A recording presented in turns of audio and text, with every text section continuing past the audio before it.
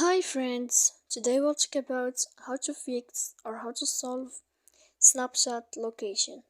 To know how to fix or how to solve snapshot location, you should just go to settings. After that we click apps, default apps, app settings.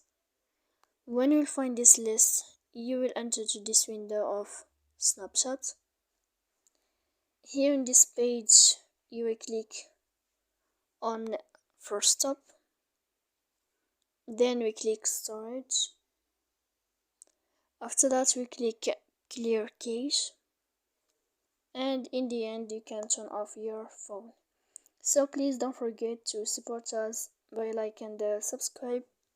See you next time in another video, and thank you for your attention and your watching.